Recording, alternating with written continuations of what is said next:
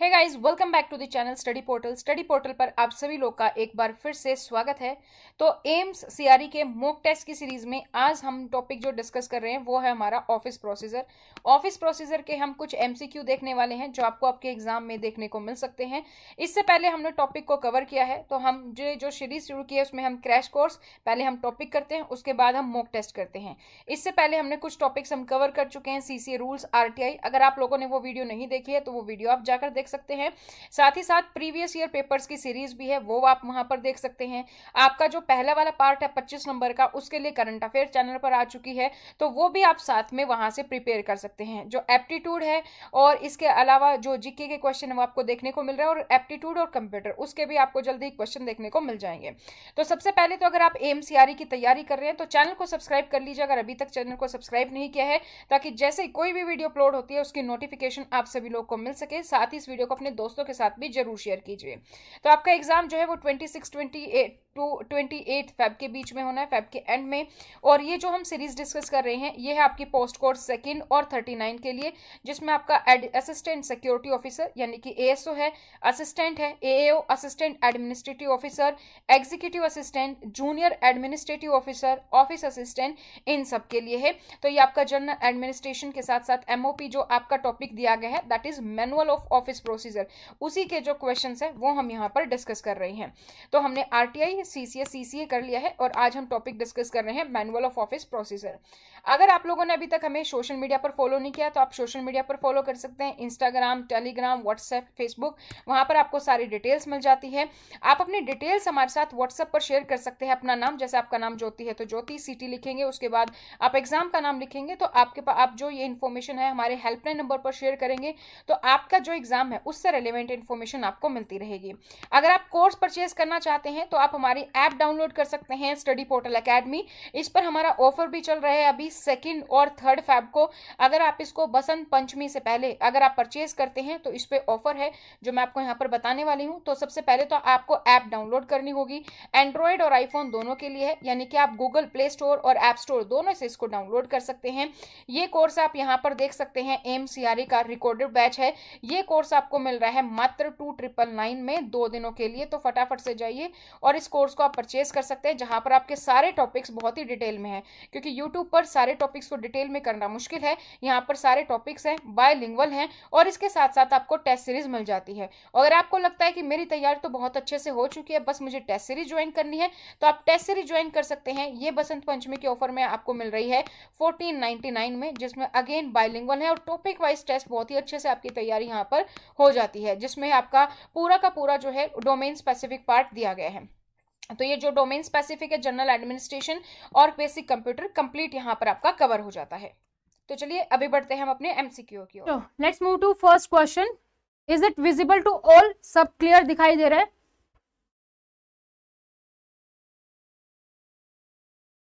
मुझे एक बार ये बता दो कि आपको क्लियर दिखाई दे रहा है ऑप्शन बी और ऑप्शन सी में क्या मेंशन है?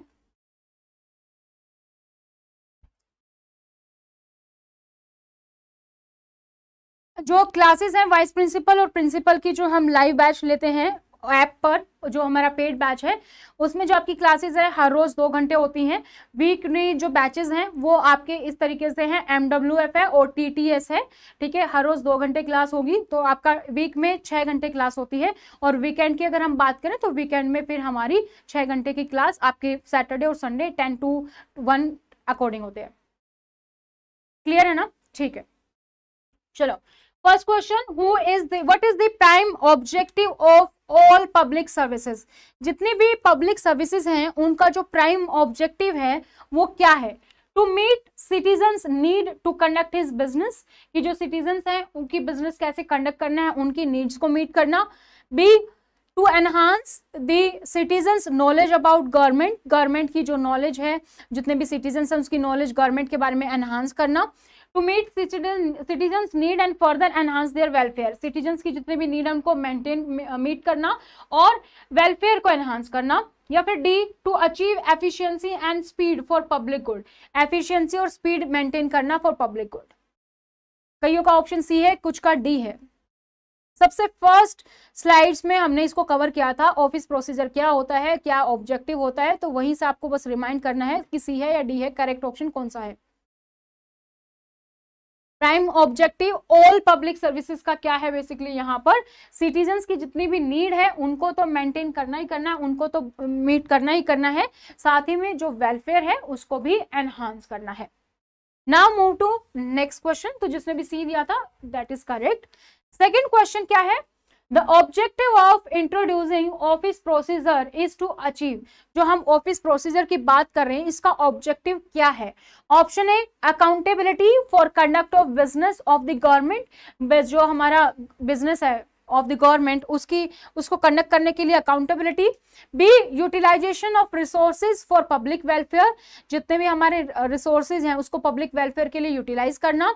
सी एप्रोप्रिएट रिकॉर्ड कीपिंग अच्छे से करना, या फिर D efficiency and speed of government functionaries from public good, जो भी गवर्नमेंट फंक्शंस है उसको एफिशिएंसी वे में करना, उसको स्पीड वे में करना पब्लिक गुड्स के लिए। तो विच इज करेक्ट है, mostly have given D option, Samson D.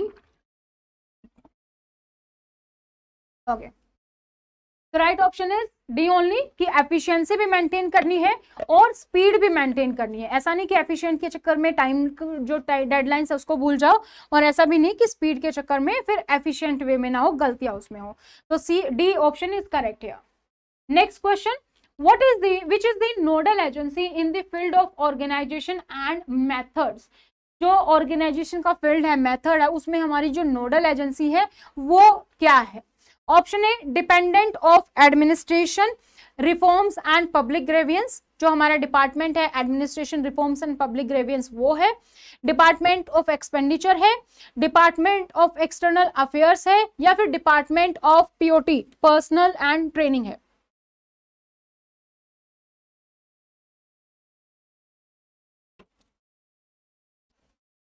Nodal agency कौन है ऑर्गेनाइजेशन और मेथड के केस में, वो है हमारी department of administrative reform and public grievances. तो ऑप्शन ए इज करेक्ट है।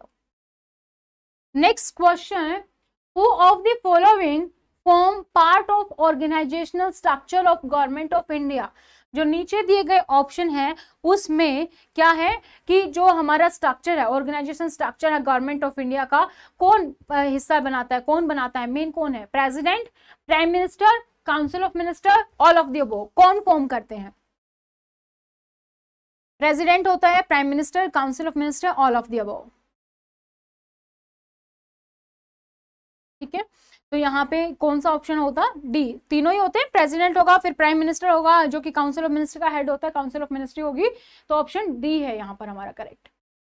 Move to next question, which of the following rules are issued by the president for the convenient transaction of business of the government under article 77 third of the constitution।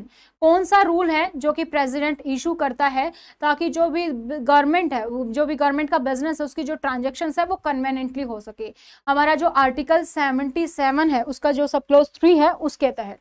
Option A government of India allocation of business AOB 1961, the government of India transaction of business TOB 1961, या फिर both A and B, या फिर neither A और nor B।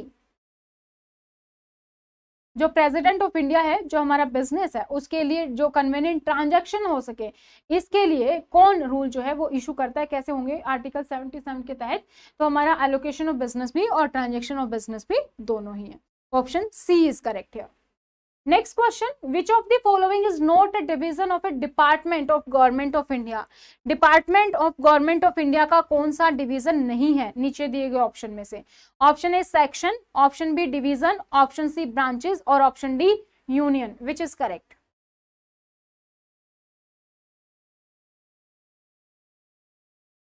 कुछ ने दिया है सी, कुछ ने दिया है डी। कौन सा ऑप्शन नहीं है, division of A branch of section, division of A department of government of India. Division में कौन कौन नहीं आता, section, division, branch, union.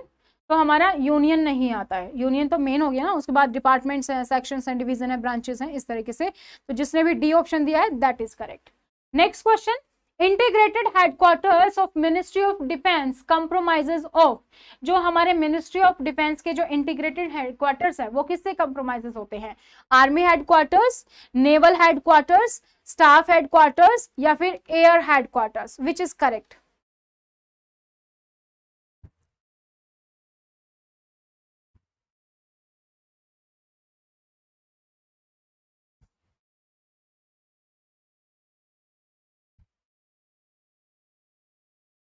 Option C, maximum लोगों ने ऑप्शन सी दिए हैं। तो integrated headquarter of ministry of defence compromises of staff headquarters. Next question, how are the statutory bodies established? जो हमारी स्टैट्यूटरी बॉडीज हैं वो कैसे बनाई गई हैं? Option A, by an act of parliament, act of parliament के थ्रू बनती है। Second, under the provision of constitution of India, क्या हमारे भारत के संविधान के प्रोविजंस के तहत बनती है। C, under the direction of a ministry, या फिर D, under the guidance of ministry of finance. इसमें तो कोई कंफ्यूजन होना ही नहीं चाहिए, स्टैट्यूटरी बॉडीज हैं।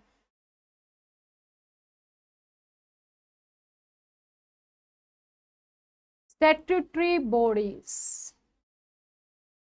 तो हमारे कौन बनाता है? By the act of parliament. Option A हमारा यहाँ पर करेक्ट है। Next, what is the minimum percentage of shares held by government in CPSE, central public sector enterprises? Central public sector enterprises में जो शेयर होता है गवर्नमेंट का वो मिनिमम कितना परसेंटेज होता है? 25, 40, 50 या फिर 75? 25, 40, 50 या फिर 75? तो राइट ऑप्शन इज सी, 50% होता है। ठीक है, next question, the shares of CPSE, जो कि हमने पीछे ही अभी डिस्कस किया, central public sector enterprises held by government are held by. जब हम बोलते हैं सीपीएसई में गवर्नमेंट का शेयर है 50% मिनिमम, तो हम किसके बारे में बात कर रहे होते हैं? President of India, prime minister of India, board of director, holding of companies. President of India, prime minister of India, board of director, holding companies, किसके बारे में हम बात कर रहे होते हैं जब हम बोलते हैं कि शेयर्स गवर्नमेंट के पास है?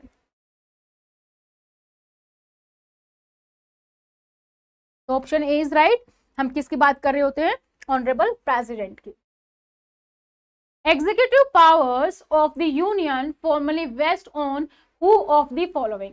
जो भी हमारी यूनियन की एग्जीक्यूटिव पावर है वो किस में निहित होती हैं?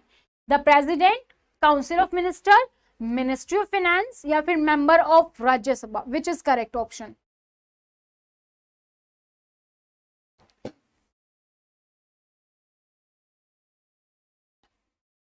President, council of minister, ministry of finance या फिर ministry of Rajya Sabha? Which is correct? Option A president में होती है। Now move to next question, how many categories of ministers does the council of ministry consist? जो council of ministry है उसमें हमारी कितनी कैटेगरीज होती हैं? ऑप्शन ए 2, ऑप्शन बी 3, ऑप्शन सी 5 या फिर option D 10? Council of minister में कितनी कैटेगरीज होती हैं? 2, 3, 5 या 10? Right option is B, option 3 is correct. Next question. Next question is, who is in charge of waiving when a work in a department is divided into wings? जब भी कोई department है अगर उसको विंग्स में डिवाइड कर दिया जाए तो कौन इसका चार्ज देता? हु इज इन चार्ज होगा? A under secretary, B division head, C secretary to government of India या फिर D special secretary, additional secretary या फिर ज्वाइंट सेक्रेटरी? ध्यान से क्वेश्चन पढ़ो और आंसर बताओ। विंग की यहाँ पर बात हो रही है कि विंग में अगर होगा, डिपार्टमेंट को विंग में डिवाइड कर दिया गया है तो कौन चार्ज लेगा? Who is in charge of A wing?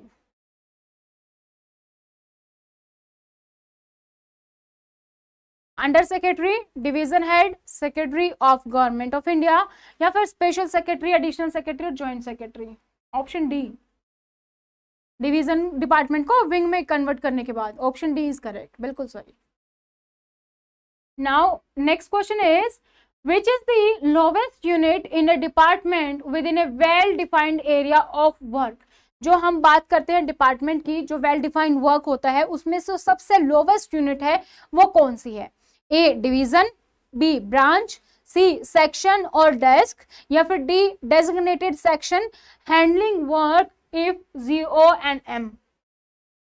Division होगा, ब्रांच होगा, सेक्शन और डेस्क होगा, या फिर डेजिग्नेटेड सेक्शन होगा जहां पर O and M handling work है।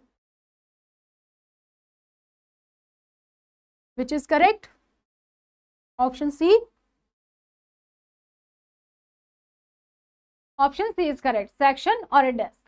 Next question, which of the following is not a constitutional body established under the provision of the Constitution of India?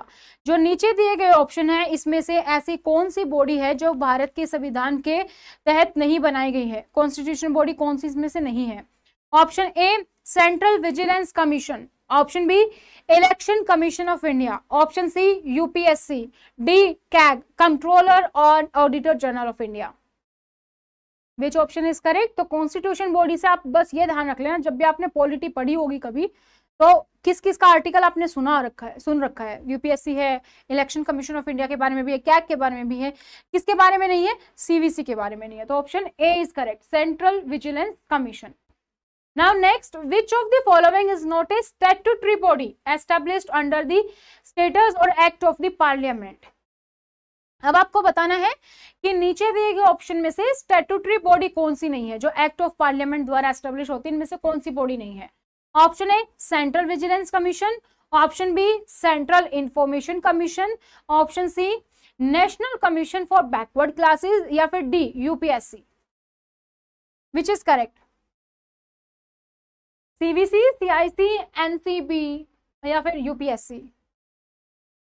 Option D statutory body तो हमारी act of parliament बनाती है, और जो हमारी UPSC है उसके बारे में तो हमने कॉन्स्टिट्यूशन में आर्टिकल भी है तो हमने पढ़ा है, तो यूपीएससी हमारी स्टैट्यूटरी बॉडी नहीं है। तो एक बार फिर से रिवाइज करें, कॉन्स्टिट्यूशनल बॉडी कौन सी होती है? वो सभी इंपॉर्टेंट बॉडीज इंडिया की जो कि जिनको पावर और अथॉरिटी कौन देता है? हमारे भारत का संविधान खुद देता है, क्योंकि उनके लिए स्पेसिफिकली आर्टिकल मेंशन हमारे कॉन्स्टिट्यूशन में। ठीक है, तो इसका मतलब क्या है? पावर्स और अथॉरिटी कॉन्स्टिट्यूशन देता है, इसका मतलब ही क्या है कि वो हमारे कॉन्स्टिट्यूशन में स्पेसिफिकली मेंशन है और उनके डेडिकेटेड आर्टिकल्स भी हैं। तो any change in mechanism of this body वो रिक्वायर्ड ए कॉन्स्टिट्यूशनल अमेंडमेंट। अगर इन बॉडीज में कोई भी हमें चेंज करना होगा तो किसकी रिक्वायरमेंट होगी? कॉन्स्टिट्यूशनल अमेंडमेंट ही करना होगा। इंपॉर्टेंट बॉडीज जैसे कि फाइनेंस कमीशन है, यूपीएससी है, इलेक्शन कमीशन है, कैग है, national commission for SC ST है, ये सब हमारी क्या है? ये सभी की हमारी कॉन्स्टिट्यूशनल बॉडीज हैं। और स्टैट्यूटरी बॉडीज कौन सी होती हैं? जो हमारी नॉन कॉन्स्टिट्यूशनल बॉडीज हैं। They do not find any mention in the constitution, इनके बारे में कहीं मेंशन नहीं है हमारी कॉन्स्टिट्यूशन में। ठीक है, ये इंपॉर्टेंट बॉडीज हैं क्योंकि इनको भी कोई ना कोई काम असाइन किया गया है, और ये कौन क्रिएट कर रहा है? एक्ट ऑफ पार्लियामेंट के तहत ये क्रिएट हो रही हैं। इनको हम स्टैट्यूटरी बोलते हैं क्योंकि since statutes are laws made by the parliament और द लेजिस्लेचर, तो जो भी इनका स्टेटस है, जो भी कौन बना रहा है कि क्या क्या लॉ होंगे फॉलो, ये हमारी पार्लियामेंट बना रही है या लेजिस्लेचर बना रहा है। Since these body deprive the power from status or law made by the parliament, they known as the statutory body, और इसीलिए हम इनको statutory body बोल रहे हैं। स्टैट्यूटरी बॉडी की बात करें तो जैसे ही सेबी एक्ट 1992 आया तो हमारी बॉडी कौन सी है? Securities and exchange board of India. हमारी बॉडी बनी नेशनल ह्यूमन राइट्स कमीशन, किसके एक्ट से? Protection of human rights act 1993 से। इसी तरीके से नेशनल कमीशन फॉर वुमेन भी है जो कि national commission of women act से बनी। नेशनल कमीशन ऑफ माइनॉरिटीज भी है, national green tribunal, armed force tribunal, unique identification authority of India, CVC, ये सब क्या है? हमारी स्टैट्यूटरी बॉडी है। इसी तरीके से commission for air quality management in national capital region and adjoining areas, national commission for protection of child rights, competition commission of India, national legal services authority, national book of agriculture and rural development, ये सारे के सारे example हमारे statutory bodies के हैं। Now एक और body होता है रेगुलेटरी बॉडी। तो रेगुलेटरी बॉडी हम क्या बोलते हैं? रेगुलेटरी बॉडीज आर पब्लिक और government agencies responsible for exercising autonomous authority. ये पब्लिक और गवर्नमेंट एजेंसी ही है जिनका काम क्या है, किसके लिए रिस्पॉन्सिबल है? ऑटोनोमस अथॉरिटी के लिए। तो ये some area of human activity in regulation और सुपरवाइजरी कैपेसिटी। तो some regulatory bodies are independent, इसका मतलब क्या इंडिपेंडेंट है कि वो किसी ना किसी ब्रांच ऑफ गवर्नमेंट की इंडिपेंडेंट है, ठीक है। They are set up to enforce safety and standard, ये सेफ्टी और स्टैंडर्ड को मेंटेन करेंगी। They have charge of establishment norms of a particular area of women, तो इनके पास किसी ना किसी पर्टिकुलर एरिया का पूरा चार्ज होगा कोई भी एक्टिविटी का, या फिर सुपरवाइज करेंगे बॉडीज को जो भी इसके तहत आती है, इस एक्ट के तहत। तो ये कौन एस्टेब्लिश करता है? बाय लेजिस्लेटिव एक्ट्स द्वारा, जैसे कि आरबीआई है, IRDAI है, insurance regulatory and development authority of India, PFRDA है, PFRDA हमने NPS में पढ़ा था, ठीक है, उसकी रेगुलेटरी बॉडी है। तो pension fund regulatory and development authority, इसी तरीके से NOHB है, नेशनल हाउसिंग बोर्ड, ट्राई है, telecom regulatory authority of India, central board of film certification है, FSSAI food safety and standards authority of India है, bureau of India standards जिसको कि हम BIS बोलते हैं, और क्रिकेट से related board of control of cricket in India, BCCI, ये सब क्या है? रेगुलेटरी बॉडी है। अब कुछ हमारी होती है एग्जीक्यूटिव बॉडीज, ये बॉडीज हमारी नॉन कॉन्स्टिट्यूशनल और नॉन स्टेट्यूटरी होती है, यानी कि ना तो ये हमारी कॉन्स्टिट्यूशनल बॉडी है और ना ही हमारी ये स्टेट्यूटरी बॉडी है। ये कहां पर मेंशन है? दे आर नॉन कॉन्स्टिट्यूशनल है तो ना तो इसको संविधान में मेंशन मिलेगा, नॉन स्टेट्यूटरी है तो ना इनको एक्ट ऑफ पार्लियामेंट बनाएगा। तो कौन बना रहा है? They are formed by executive resolution और एक्शन, इसका मतलब क्या है? They are formed by the government action only, government के एक्शन से ही ये बन रही हैं। सो इनको कन्वर्ट किया जा सकता है किसी स्टेट्यूटरी बॉडी में, अगर कोई भी लॉ पास कर दिया जाए, ये नॉन स्टेट्यूटरी है लेकिन अगर ये बॉडी बन गई एग्जीक्यूटिव बॉडी जो कि गवर्नमेंट के एक्शन से बन रही है, जब भी इसको स्टेट्यूटरी बॉडी बनानी होगी तो एक्ट ऑफ पार्लियामेंट के थ्रू इसको बनाया जा सकता है। जैसे कि UIDAI, ये क्या थी? एक स्टेट्यूटरी बॉडी बनी थी, ठीक है, after it establish by entertaining a new law, तो न्यू लॉ के इसको फिर एक स्टेट्यूटरी बॉडी बना दिया गया। जैसे कि नॉन कॉन्स्टिट्यूशनल या हम एग्जीक्यूटिव बॉडी बोले तो हमारा नीति आयोग है, नेशनल डेवलपमेंट काउंसिल है, और हमारा CBI central bureau of investigation, ये सब एग्जाम्पल है।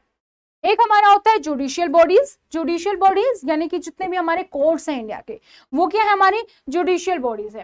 तो इनका चीफ ऑब्जेक्टिव क्या है? जस्टिस प्रोवाइड करना, following the law of the land, तो जो भी नियम्स हैं उनको मानते हुए जस्टिस प्रोवाइड करना, जैसे कि सुप्रीम कोर्ट है, हाई कोर्ट है, तो ये हमारे क्या है? जुडिशियल बॉडीज है, ठीक है। आई होप बॉडीज से कोई क्वेश्चन आ जाएगा तो now you will be able to answer. Now move to next question. Question क्या कहता है हमारा? क्वेश्चन है how are the autonomous bodies given autonomy to discharge their function, जितनी भी हमारी ऑटोनोमस बॉडीज हैं उनको जो उनके फंक्शंस हैं उनको डिस्चार्ज करने के लिए कैसे ऑटोनोमी दी गई है? First, in accordance with constitution of India, Bharat के संविधान के तहत, बी एक्ट ऑफ पार्लियामेंट के अकॉर्डेंस में, C memorandum of association, D in accordance with policies of the government. तो किसके तहत दी गई है? जब हमने टॉपिक किया तो मैंने आपको बताया भी था कि यहां से क्वेश्चन आ सकता है।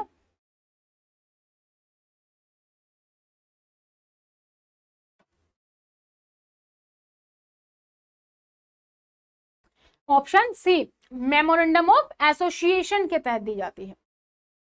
Next question, from the following which of these services is provided by an information and facilitation counter, जो नीचे दिए गए ऑप्शन है इन ऑप्शन में से कौन सी सर्विस है जो कि IFC प्रोवाइड करता है? Information and facilitation counter, information regarding services provided and programmes scheme supported by the organisation and the relevant rules and procedure, जो भी इंफॉर्मेशन है चाहे वो सर्विसेज के रिगार्डिंग है, किसी प्रोग्राम्स के रिगार्डिंग है, कोई स्कीम के रिगार्डिंग है, या फिर ऑर्गेनाइजेशन कैसे सपोर्ट करती है, रेलिवेंट रूल्स प्रोसीजर क्या है वो, या second option online facilities to client and customers of the organisation, online facility provide करती है, tender and obtaining quotation for the organisation, tenders को फ्लोट करती है और कोटेशन को लेती है, या फिर forming rules and regulation for the organisation, या फिर रूल्स और रेगुलेशन बनाती है। तो मैक्सिमम लोगों ने ऑप्शन दिया है ए, IFC information and facilitation counter क्या करती है? ये हमारा ऑप्शन ए यहाँ पर करेक्ट है। ये जो भी इंफॉर्मेशन प्रोवाइड करेगी, प्रोग्राम्स क्या है, स्कीम्स क्या है, क्या ऑर्गेनाइजेशन जो सपोर्ट कर रहा है, रेलिवेंट रूल्स और प्रोसीजर क्या है, वो सारी चीजें यहाँ पर करेगी। प्रोसीजर अगर आप लोगों ने अभी तक हमें सोशल मीडिया पर फॉलो नहीं किया तो आप सोशल मीडिया पर फॉलो कर सकते हैं, इंस्टाग्राम, टेलीग्राम, व्हाट्सएप, फेसबुक, वहां पर आपको सारी डिटेल्स मिल जाती है। आप अपनी डिटेल्स हमारे साथ व्हाट्सएप पर शेयर कर सकते हैं, अपना नाम, जैसे आपका नाम ज्योति है तो ज्योति सिटी लिखेंगे, उसके बाद आप एग्जाम का नाम लिखेंगे, तो आपके पास आप जो ये इन्फॉर्मेशन है हमारे हेल्पलाइन नंबर पर शेयर करेंगे तो आपका जो एग्जाम है उससे रिलेवेंट इन्फॉर्मेशन आपको मिलती रहेगी। अगर आप कोर्स परचेज करना चाहते हैं तो आप हमारी ऐप डाउनलोड कर सकते हैं, स्टडी पोर्टल एकेडमी। इस पर हमारा ऑफर भी चल रहा है अभी 2 और 3 फेब को। अगर आप इसको बसंत पंचमी से पहले अगर आप परचेज करते हैं तो इस पे ऑफर है जो मैं आपको यहाँ पर बताने वाली हूँ। तो सबसे पहले तो आपको ऐप डाउनलोड करनी होगी, एंड्रॉयड और आईफोन दोनों के लिए है, यानी कि आप गूगल प्ले स्टोर और ऐप स्टोर दोनों से इसको डाउनलोड कर सकते हैं। ये कोर्स आप यहाँ पर देख सकते हैं, एमसीआरई का रिकॉर्डेड बैच है। ये कोर्स आपको मिल रहा है मात्र 2999 में 2 दिनों के लिए। तो फटाफट से जाइए और इस कोर्स को आप परचेज कर सकते हैं, जहां पर आपके सारे टॉपिक्स बहुत ही डिटेल में है, क्योंकि यूट्यूब पर सारे टॉपिक्स को डिटेल में करना मुश्किल है। यहाँ पर सारे टॉपिक्स हैं, बायलिंगुअल हैं और इसके साथ साथ आपको टेस्ट सीरीज मिल जाती है। अगर आपको लगता है कि मेरी तैयारी तो बहुत अच्छे से हो चुकी है, बस मुझे टेस्ट सीरीज ज्वाइन करनी है, तो आप टेस्ट सीरीज ज्वाइन कर सकते हैं। ये बसंत पंचमी के ऑफर में आपको मिल रही है 1499 में, जिसमें अगेन बायलिंगुअल है और टॉपिक वाइज टेस्ट बहुत ही अच्छे से आपकी तैयारी यहाँ पर हो जाती है, जिसमें आपका पूरा का पूरा जो है डोमेन स्पेसिफिक पार्ट दिया गया है। तो ये जो डोमेन स्पेसिफिक है, जनरल एडमिनिस्ट्रेशन और बेसिक कंप्यूटर, कंप्लीट यहाँ पर आपका कवर हो जाता है। Next question, so next question is state the functions of a director deputy secretary in the secretariat। जो भी सेक्रेटरीट है उसमें एक डायरेक्टर या जो डिप्टी सेक्रेटरी होता है उसके क्या फंक्शंस होंगे। Option A, acts on behalf of the secretary, वो सेक्रेटरी के बिहाफ पर एक्ट करेगा।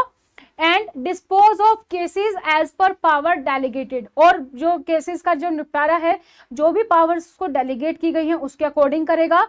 और as per the channel of submission of the department, या फिर चैनल के सबमिशन के अकॉर्डिंग काम करेगा।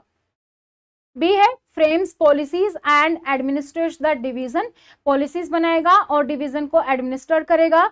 C is responsible for the disposal of government business, government business को डिस्पोजल करने के लिए रिस्पॉन्सिबल होगा, जो भी केसेस हैं डिवीजन में, या रिपोर्ट करेगा उसको सेक्रेटरी को। या फिर heads the division and dispossess of the cases with independent charges, independent charge से जो भी हेड ऑफ डिवीजन है और केस का डिस्पोज करेगा। ए, बी, सी, डी। मोस्टली लोगों का आंसर ऑप्शन ए है, तो let's see the correct answer. Correct answer is A only. Okay, got it. Now next question, who is in charge of a branch in a ministry department consisting of one or more sections or unit। जहां पर एक या एक से ज्यादा जहां पर sections होंगे, यूनिट होंगे, तो वहां पे ब्रांच का, जो मिनिस्ट्री डिपार्टमेंट की जो ब्रांच है वहां पे उसका कौन इंचार्ज होगा। Joint secretary, deputy secretary, under secretary, या फिर all of the above.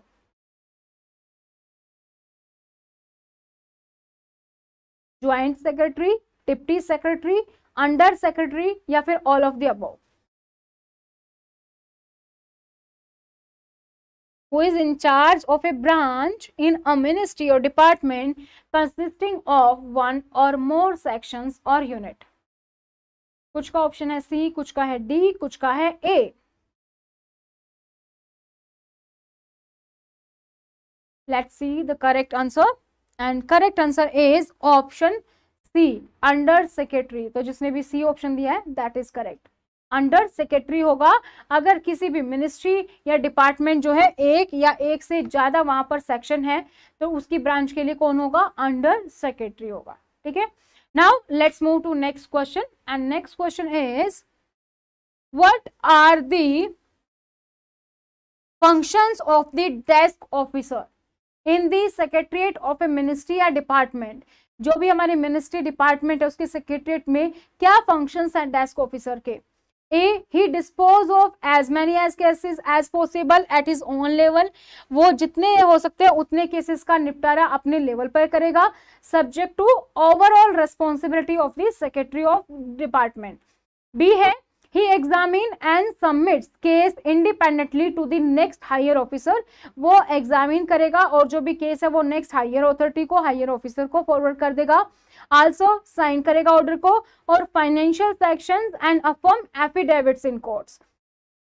C, he has power of decision making as that of a director और डिप्टी सेक्रेटरी।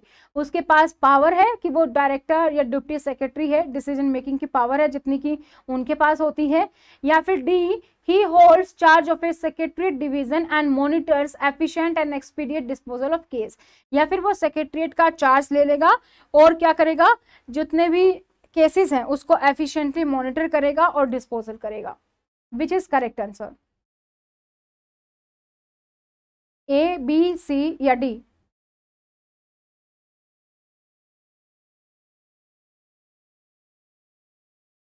मोस्टली लोगों ने आंसर दिया है B and the correct option is B itself.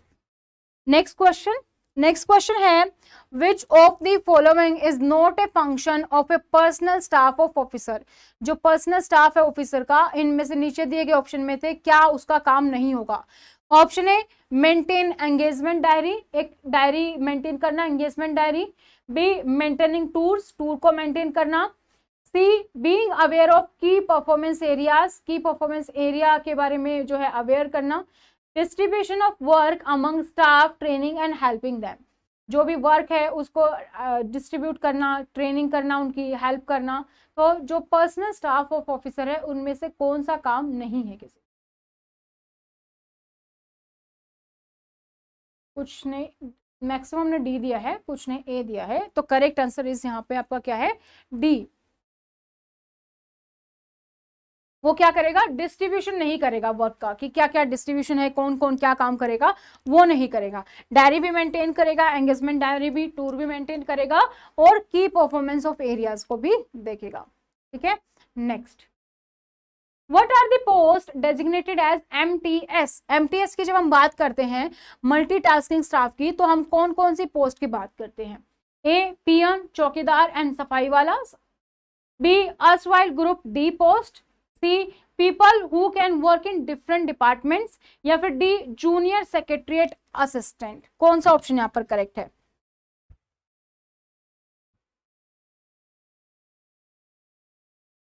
पियन, चौकीदार, सफाई वाला, erstwhile group D post, people who can work in different department, या फिर joint secretary assistant.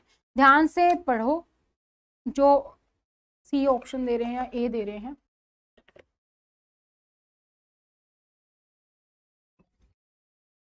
Option B is correct. तो 7th पे कमीशन के बाद जितने भी जो हमारी ग्रुप डी की थी हम उसी की बात कर रहे हैं। तो जो भी अर्सवाइल ग्रुप डी यानी कि थे या आगे हो गए, तो उसमें हम क्या बात कर रहे हैं, एमटीएस, मल्टीटास्किंग स्टाफ में आते हैं। चाहे आपका पीएन हो गया, चौकीदार, सफाई वाला, ये सब आपके कहाँ आएंगे, ग्रुप डी पोस्ट के अंदर, एमटीएस में। तो बी ऑप्शन इज करेक्ट है। Next question,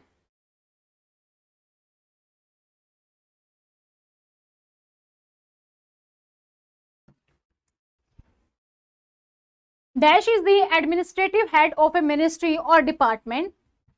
He is the principal advisor of the minister on matters of policy and administration. कौन है जो कि मिनिस्ट्री और डिपार्टमेंट का एडमिनिस्ट्रेटिव हेड है और एक प्रिंसिपल एडवाइजर है मिनिस्ट्री के लिए, जो भी पॉलिसीज और एडमिनिस्ट्रेशन के मैटर हैं उस पे? President, secretary and director. Which is correct answer?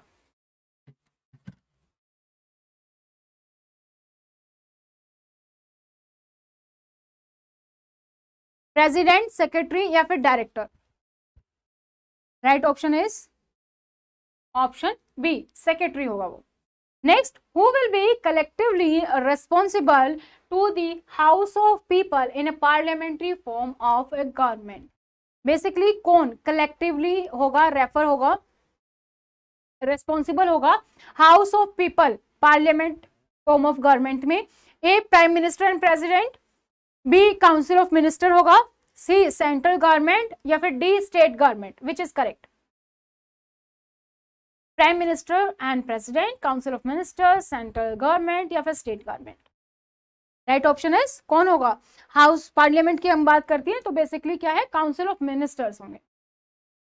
Move to next question. Next question is which ministry और department is to be consulted for economic matters?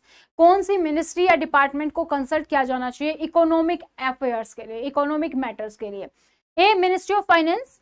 B, ministry of external affairs. C, ministry of commerce. D, national institution for transforming India, NITI Aayog.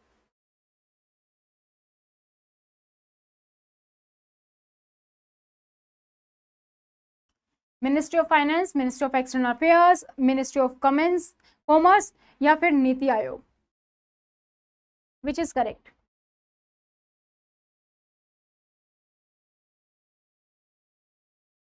Ministry of finance, ठीक है, क्यों?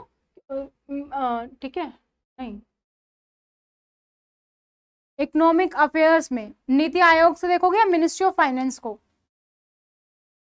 Option D is correct है, नीति आयोग, ठीक है। और नीति आयोग का पहले नाम क्या था? अगर क्वेश्चन आए नीति आयोग का पहले जो नाम था वो क्या था? नीति आयोग को पहले हम किस नाम से जानते थे? कमेंट करके बताओ कि नीति आयोग को हम पहले किस नाम से जानते थे?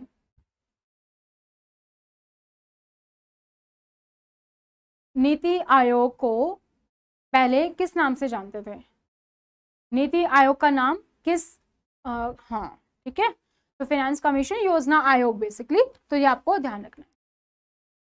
Next is who is the ultimate authority whose consent is required in legislative matters? कौन सी अल्टीमेट अथॉरिटी है जिसकी कंसेंट रिक्वायर होगी लेजिस्लेटिव मैटर्स में? ऑप्शन ए प्रेसिडेंट, सही है, सबका सही है, योजना आयोग, प्लानिंग कमीशन, ठीक है। A president, B ministry of law and justice, C prime minister या D any of the above? कौन सी अल्टीमेट अथॉरिटी है जिसकी कंसेंट रिक्वायर्ड होगी लेजिस्लेटिव मैटर्स में? प्रेसिडेंट है, ministry of law and justice है, प्राइम मिनिस्टर है या फिर any of the above is correct answer? Which is correct?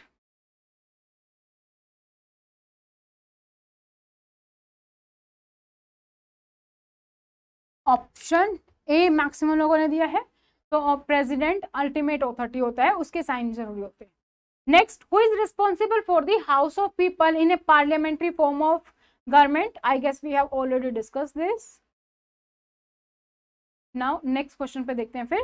President of India exercise his powers on the advice of, जो President of India है वो अपनी power को exercise करता है, लेकिन किसकी सलाह से करता है वो आपको यहाँ पर बताना है।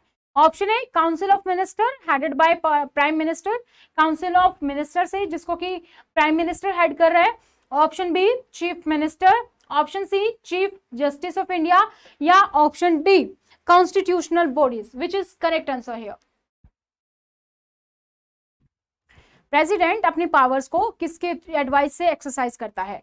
Council of minister headed by prime minister, council of ministers headed by prime minister, chief minister, chief justice of India, constitutional bodies? तो करेक्ट है, कौन करता है? बेसिकली प्रेसिडेंट के अंदर काउंसिल ऑफ मिनिस्टर्स होते हैं जिसको कि प्रेसिडेंट प्राइम मिनिस्टर हेड करता है। नेक्स्ट है when is the concurrence of other departments required under government of India? TOB transactions of business rule 1961।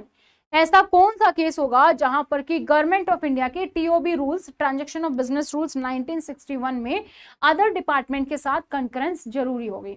A the subject concern more than one department, जहां पर एक से ज्यादा डिपार्टमेंट से concern होगा। Option B when the competent authority is not clear about the procedure to be followed, जब competent authority को नहीं पता कि क्या प्रोसीजर फॉलो करना है। C subject case is complex, subject case जो है वो कॉम्प्लेक्स है। या फिर D when powers have been delegated, जब पावर्स को डेलीगेट किया गया है। तो which option is correct here? A, B, C या डी? कॉन्करेंस कब रिक्वायर होगी? जब कॉन्करेंस, जब हम अदर डिपार्टमेंट्स की कॉन्करेंस की बात करें वो कब होगी हमारे पास? हम इसको अलग रूल्स में भी कर चुके हैं, कहां पर? सीसीए कंडक्ट में भी। तो बेसिकली जब जब एक से ज्यादा डिपार्टमेंट होंगे जब ही सब्जेक्ट कंसर्न पे कॉन्करेंस रिक्वायर होगी। ऑप्शन ए करेक्ट है यहाँ पर, ठीक है। Next question, why are sections और desk encouraged to develop and update tools of knowledge management? जो भी सेक्शन है, जो भी डेस्क है, उनको क्यों एनकरेज किया जाता है कि वो नॉलेज मैनेजमेंट को डेवलप करें और उनके टूल्स को अपडेट करें? Option A to use the same for training purpose, training purpose के लिए यूज करने के लिए। Option B to increase efficiency of staff members, staff member की एफिशिएंसी को इंक्रीज करने के लिए। Option C to institutionalize a person independent information system for retention of knowledge, या option D to formulate training policies? which option is correct? Maximum लोगों ने दिया है C, Santosh Kumar Rai C. Right option is option C only, to institutionalize a personal independent information system for retention of knowledge. Next question क्या कहता है? Whose instructions are to be followed by the secretary of a department when decision bearing financial implications that are beyond the delegated powers to be taken? किसकी instructions को follow किया जाएगा by the secretary of A department जब जो decision है regarding financial implications है जो कि डेलीगेटेड पावर के बियॉन्ड है? A law ministry, B personnel ministry, C ministry of finance and D is the respective ministry. Which option is correct? बात किसकी आ रही है? फाइनेंस की। तो कौन सी मिनिस्ट्री होगी? फाइनेंस से रिलेटेड ही। तो हमारा करेक्ट ऑप्शन क्या हो जाएगा? Ministry of finance, option C correct है। Next question, whose guidelines are to be adopted for decision requiring approval of committee of secretaries, group of ministers or cabinet?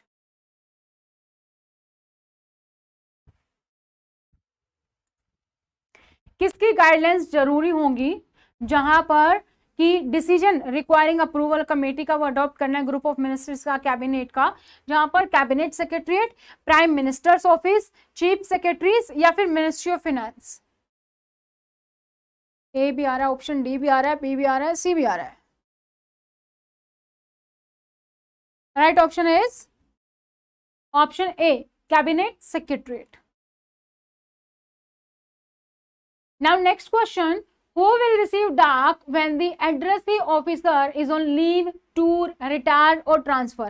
अगर जिसके लिए डाक आया है वो पर्सन टूर पे है, वो पर्सन रिटायर हो चुका है, उस पर्सन का ट्रांसफर हो चुका है या वो लीव पर है, तो उसकी डाक को कौन रिसीव करेगा?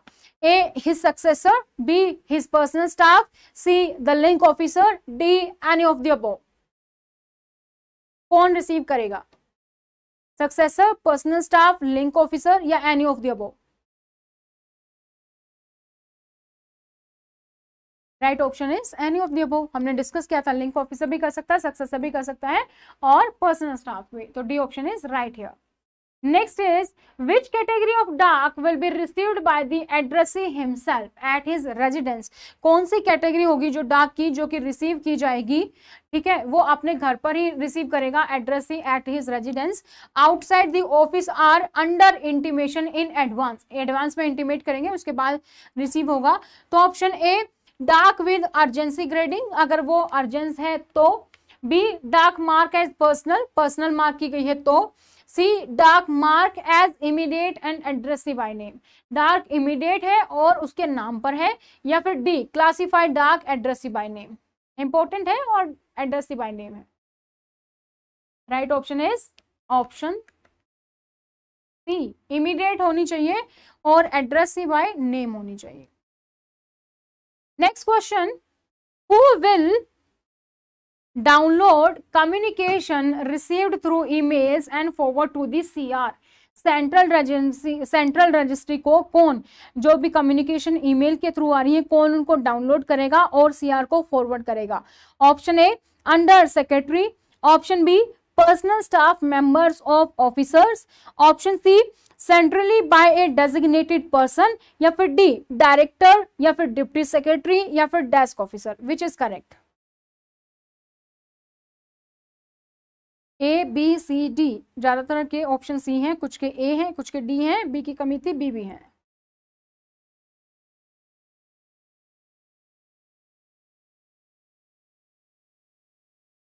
थोड़ा सा घुमा दिया है बस, ऑप्शन इसी में है। हमने क्या कहा था कि सेंट्रल रजिस्ट्री में जो फॉरवर्ड होंगे तो सबसे पहले कहाँ जाते हैं हमारे जो भी डाक है, कोई भी कम्युनिकेशन है सेंटर में, तो सेंट्रली कोई भी पर्सन डेजिग्नेटेड होगा वही करेगा। तो option C centrally by a designated person, जो भी पर्सन को डेजिग्नेट किया गया है सेंटर पे, सेंट्रल रजिस्ट्री में, तो वही वापस वहां पे करेगा। ठीक है, now move to next question. Next question क्या कहता है? Why should communication received through fax be immediately photocopied? जो भी कम्युनिकेशन फैक्स के थ्रू आती है उसको क्यों इमीडिएट बेसिस पर फोटोकॉपी कर लेना चाहिए? Option A fax messages are important, fax message जो होते हैं वो इंपॉर्टेंट होते हैं इसीलिए। Option B, fax messages fade with passage of time, या टाइम के साथ साथ जो फैक्स मैसेज हैं वो क्या हो जाएंगे, फेड हो जाएंगे। Option C, it is necessary to retain a copy of the fax message in the standing guard file, ये नेसेसरी है कि स्टैंडिंग गार्ड फाइल में फैक्स मैसेज की कॉपी को रिटेन किया जाए। Option D, to serve as a complete background material for review of existing policy और procedure, जो भी बैकग्राउंड मटेरियल उसको सर्व करने के लिए रिव्यू किया जाएगा अगर किसी पॉलिसी को, प्रोसीजर को, तो उसके लिए जरूरी है। Right option, option B is right here, वो टाइम के साथ क्या हो जाते हैं, फेड हो जाएंगे इसीलिए। Next question is, which of the following dak is to be deal with first, किस डाक को आप सबसे पहले डील करोगे, ये आपको बताना है। जो 4 ऑप्शन है उसमें से किस डाक को आप सबसे पहले डील करोगे।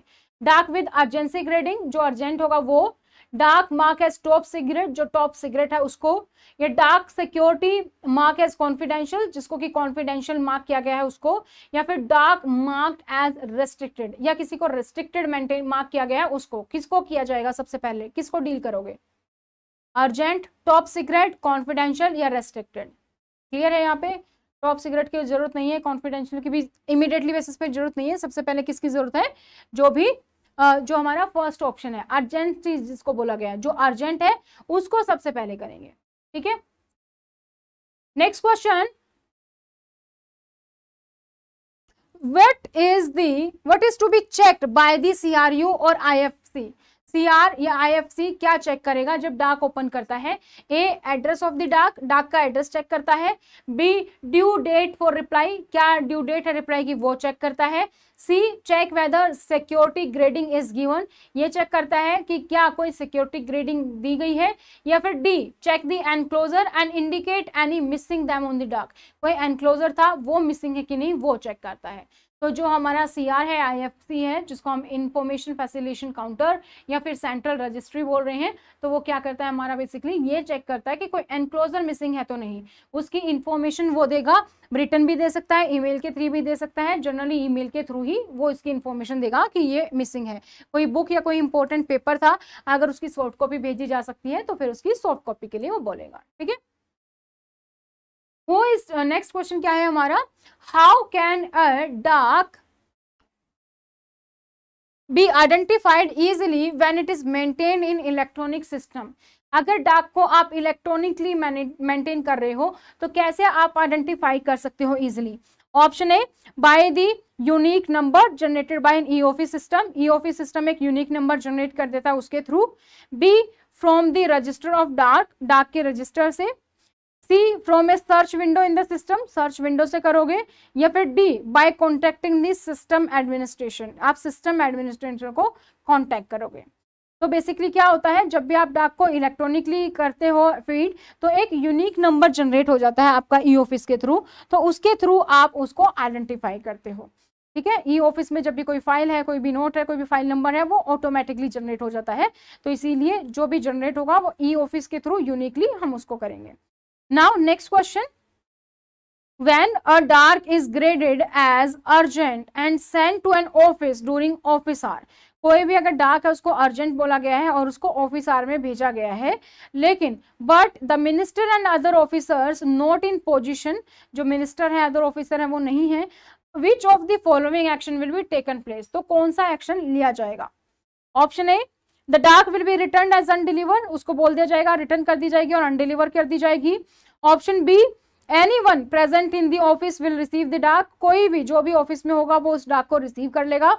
सी, CR विल रिसीव सच डाक, सेंट्रल रजिस्ट्री जो है वो करेगी इसको एक्सेप्ट। या फिर dak will be redirected to the minister resident, या फिर उसको मिनिस्टर के रेजिडेंस पे रिडायरेक्ट कर देंगे। विच इज करेक्ट।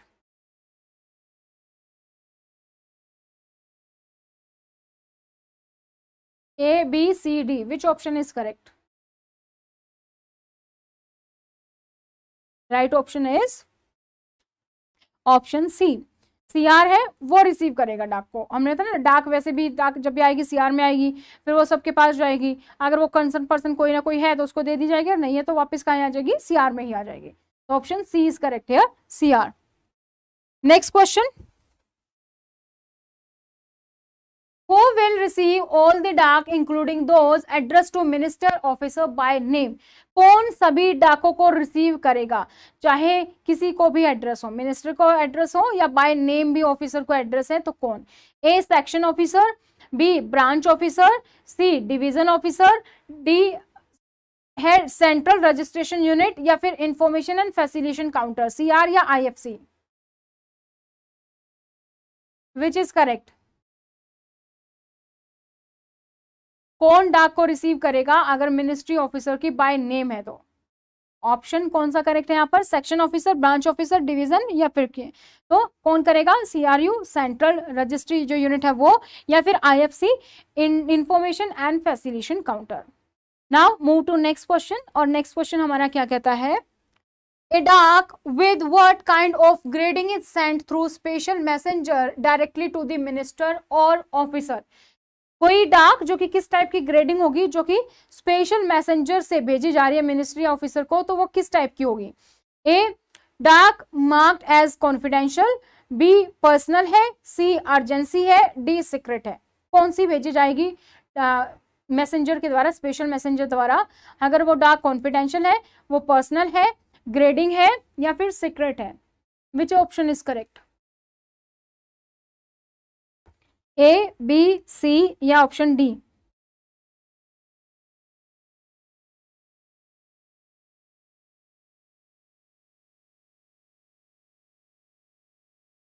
यहाँ पर जो हमारा करेक्ट ऑप्शन है दैट इज हमारा सी ऑप्शन. जब भी अर्जेंट होगी तभी दी जाएगी. ठीक है, कॉन्फिडेंशियल में देने की जरूरत नहीं है, पर्सनल में भी, सीक्रेट में भी नहीं, जब भी अर्जेंट होगी तब दी जाएगी. Next question. नेक्स्ट क्वेश्चन है communication received by email address to minister will be. जो भी कम्युनिकेशन रिसीव हुई है ईमेल द्वारा जो कि मिनिस्टर को एड्रेस की गई हैं वो क्या होंगे? डाउनलोड बाय देम, उनको डाउनलोड किया जाएगा. Option B download by their proper personal staff, उनका पर्सनल स्टाफ उनको डाउनलोड करेगा, या C any of the above कर सकता है, या फिर D download by person designated of such task. इस टास्क के लिए अगर जिसने किया है डेजिग्नेटेड तो वो करेगा.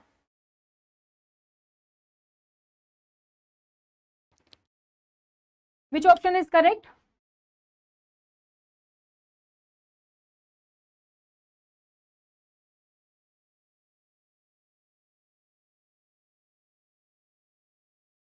राइट ऑप्शन इज कौन डाउनलोड करेगा उनको डाउनलोड कर सकता है देम, डाउनलोडेड बाय देम भी हो सकती है और प्रॉपर पर्सनल स्टाफ भी कर सकता है. ठीक है, क्योंकि ईमेल है इसीलिए option C. Next question, what is the expansion of CRU? जो हम सीआरयू कितनी देर से बात कर रहे हैं, सीआरयू क्या है? Central record unit, central registration unit, central registry unit या फिर custodian of record of the union? Which is correct? A, B, C या D? What is expansion of CRU? CRU is central registration unit, और अगर सिर्फ CR पूछा जाए तो central registry. Next is in e file all physical dak irrespective of whether the department is working in physical और electronic mode will be received through. जो भी ई file है उसमें जो भी आपके फिजिकल डाक है इररिस्पेक्टिव ऑफ चाहे वो डिपार्टमेंट वर्किंग है फिजिकल मोड में, इलेक्ट्रॉनिक मोड में, कौन उनको रिसीव करेगा? रिसीव थ्रू ई ऑफिस के थ्रू ही रिसीव होंगी. बी कस्टोडियन ऑफ रिकॉर्ड्स, सी डाक ऑफिसर या फिर D anyone in the department. Which is correct?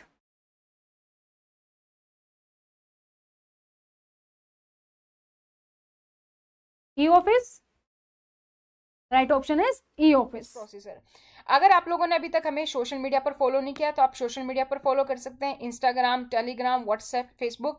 वहां पर आपको सारी डिटेल्स मिल जाती है. आप अपनी डिटेल्स हमारे साथ व्हाट्सएप पर शेयर कर सकते हैं. अपना नाम, जैसे आपका नाम ज्योति है तो ज्योति सिटी लिखेंगे, उसके बाद आप एग्जाम का नाम लिखेंगे, तो आपके पास आप जो ये इन्फॉर्मेशन है हमारे हेल्पलाइन नंबर पर शेयर करेंगे तो आपका जो एग्जाम है उससे रिलेवेंट इन्फॉर्मेशन आपको मिलती रहेगी. अगर आप कोर्स परचेज करना चाहते हैं तो आप हमारी ऐप डाउनलोड कर सकते हैं, स्टडी पोर्टल अकेडमी. इस पर हमारा ऑफर भी चल रहा है अभी 2 और 3 फेब को अगर आप इसको बसंत पंचमी से पहले अगर आप परचेज करते हैं तो इस पे ऑफर है जो मैं आपको यहाँ पर बताने वाली हूँ। तो सबसे पहले तो आपको ऐप डाउनलोड करनी होगी, एंड्रॉयड और आईफोन दोनों के लिए है, यानी कि आप गूगल प्ले स्टोर और ऐप स्टोर दोनों से इसको डाउनलोड कर सकते हैं। ये कोर्स आप यहाँ पर देख सकते हैं AIMCRE का रिकॉर्डेड बैच है। ये कोर्स आपको मिल रहा है मात्र 2999 में 2 दिनों के लिए। तो फटाफट से जाइए और इस कोर्स को आप परचेज कर सकते हैं, जहां पर आपके सारे टॉपिक्स बहुत ही डिटेल में है, क्योंकि यूट्यूब पर सारे टॉपिक्स को डिटेल में करना मुश्किल है। यहाँ पर सारे टॉपिक्स हैं, बायलिंगुअल हैं और इसके साथ साथ आपको टेस्ट सीरीज मिल जाती है। अगर आपको लगता है कि मेरी तैयारी तो बहुत अच्छे से हो चुकी है, बस मुझे टेस्ट सीरीज ज्वाइन करनी है, तो आप टेस्ट सीरीज ज्वाइन कर सकते हैं। ये बसंत पंचमी के ऑफर में आपको मिल रही है 1499 में, जिसमें अगेन बायलिंगुअल है और टॉपिक वाइज टेस्ट बहुत ही अच्छे से आपकी तैयारी यहाँ पर हो जाती है, जिसमें आपका पूरा का पूरा जो है डोमेन स्पेसिफिक पार्ट दिया गया है। तो ये जो डोमेन स्पेसिफिक है, जनरल एडमिनिस्ट्रेशन और बेसिक कंप्यूटर कंप्लीट यहाँ पर आपका कवर हो जाता है। Next question, a receipt number generated for a डाक कंटेन, जो रिसिप्ट नंबर जनरेट करते हैं डाक के लिए वो क्या कंटेन करता है? A unique number, section code, any of the above या फिर both A and B. Receipt number जो जनरेट करते हैं डाक के लिए उसमें क्या क्या होगा? Unique number, section number, any of the above या फिर both A and B.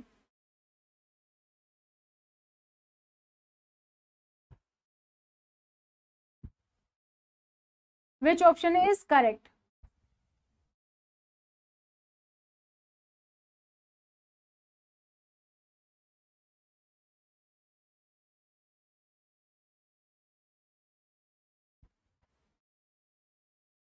Okay.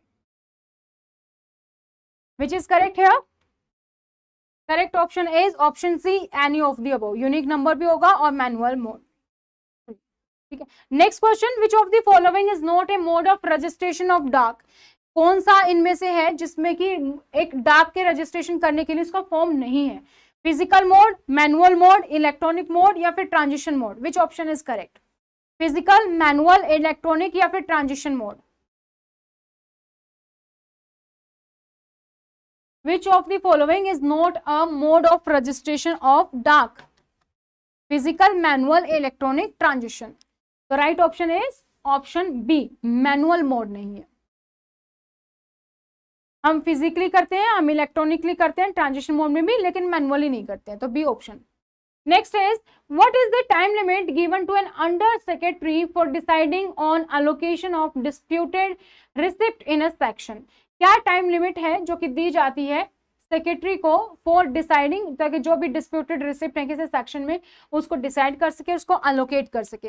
2 working days, within half a day, within a week या फिर 1 working day. 2 working day, within half a day, within a week और 1 working day. Which is correct? Right option is वो 2 working days यहाँ पर दिए जाते हैं, तो ए ऑप्शन करेक्ट है। Which of the following documents need not to be registered at entry level? इनमें से कौन से फॉलोइंग डॉक्यूमेंट्स हैं जिनको कि एंट्री लेवल पे रजिस्टर करने की जरूरत नहीं है? A, casual leave application, B, identical copies of representation, C, communication received from MPs या फिर ऑल ऑफ द अबव। कौन से डॉक्यूमेंट्स हैं जिनको कि रजिस्टर्ड एंट्री लेवल पे करने की जरूरत नहीं है? Casual leave application, identical copies of representation, communication received from MPs या फिर all of the above. Right option is option D, all of the above. What is transition mode? जो हम बात कर रहे थे अभी ट्रांजिशन मोड की, so what is this transition mode? Transition mode किसे कहते हैं हम? ऑप्शन ए क्या कहता है? Processing of receipt and file done electronically. जो भी रिसिप्ट है, जो भी फाइल है, हम उसको प्रोसेस कर रहे हैं इलेक्ट्रॉनिकली, ये है।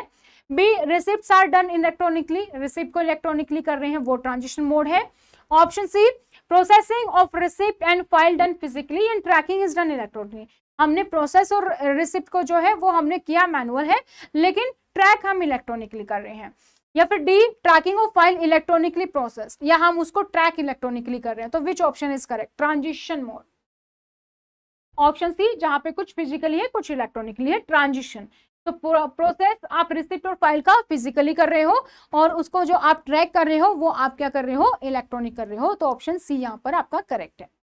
Next question, why are the registers maintained at various levels like CRU पर register, section register and the personnel section और staff register not maintained in electronic environment? जो रजिस्टर मेंटेन होते हैं बहुत सारे काफी अलग अलग लेवल के सीआरयू पर, जैसे कि सीआरयू रजिस्टर है, सेक्शन रजिस्टर है, पर्सनल सेक्शन और स्टाफ रजिस्टर, उनको हम इलेक्ट्रॉनिक एनवायरनमेंट में क्यों मेंटेन नहीं करते? Option A, the system saves the data and search and retrieval process are done on the data.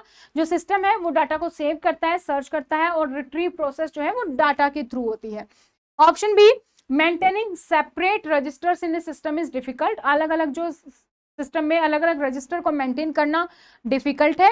C, electronic environment is fast and accurate. जो electronic environment है वो fast भी है, वो एक्यूरेट भी है। या फिर D, it requires skilled person. इसके लिए आपको स्किल्ड पर्सन की जरूरत पड़ेगी। राइट ऑप्शन इज आपका ऑप्शन ए, सिस्टम क्या करता है, डाटा को सेव भी करता है, सर्च भी और रिट्रीवल और प्रोसेस को सभी को आसान बना देता है। Next question, in e file how is acknowledgement of a dak done automatically. जो ई फाइल है उसमें ऑटोमेटिकली जो डाक के लिए एक्नॉलेजमेंट दी जाएगी वो कैसे होगा? थ्रू ईमेल ओनली, ईमेल के through. B, through SMS only, registration of dak SMS के थ्रू। या सी, थ्रू एसएमएस भी और ईमेल भी if mobile number and email address of the sender are filed in during registration. अगर दोनों ही है तो दोनों के ही थ्रू। या फिर बाय सेंडिंग स्टैंडर्ड एक्नॉलेजमेंट, एक स्टैंडर्ड एक्नॉलेजमेंट भेजी जाती है। तो क्या होगा यहाँ पे करेक्ट आंसर? दोनों में ही। अगर मोबाइल नंबर ईमेल आईडी दोनों है तो फिर दोनों पे जाएगा। ऑप्शन सी यहाँ पर करेक्ट है।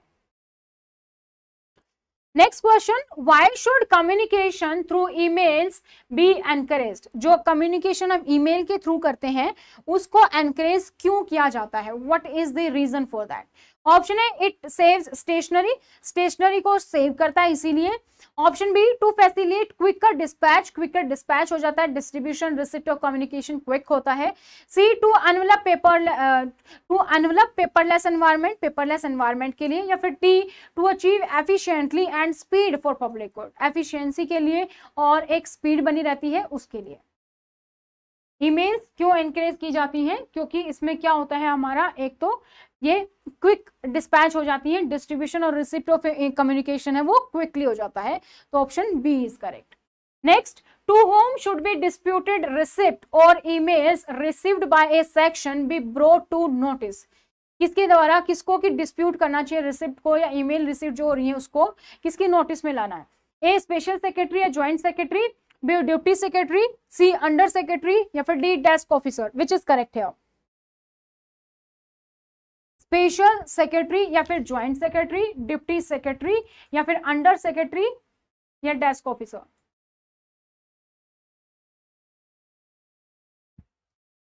तो राइट ऑप्शन हियर इज आपका कौन सा ऑप्शन है यहाँ पे correct? Correct is C, under secretary. Next question, which of the following are refer to as tools of knowledge management. कौन से इनमें से ऑप्शन है जिनको कि हम नॉलेज मैनेजमेंट के लिए रेफर करते हैं? To locate and collect file, file को कलेक्ट करने के लिए भी और लोकेट करने के लिए भी। ऑप्शन है, standing guard file, president book और रेफरेंस फोल्डर। बी, डाक रजिस्टर। सी, सेंट्रल रजिस्ट्रेशन यूनिट। या फिर D, desk officer. Which option is correct? Tools of knowledge management, ताकि आप फाइल को लोकेट कर पाओ, कलेक्ट कर पाओ, किसको हम रेफर कर रहे हैं यहाँ पर? Mostly option A has given. Right option is A only, standing guard file, precedent books और reference folder. What is the main aim of functionaries in a department for action on receipt? जो main function का जो main aim है department में action on receipt के लिए वो क्या है? Option A, paperless. B, speed with accuracy maintain करनी है। C, reducing quantity of work, work की क्वांटिटी को रिड्यूस करना। ये option D, following standard procedure, standard procedure को फॉलो करना। Which is correct answer?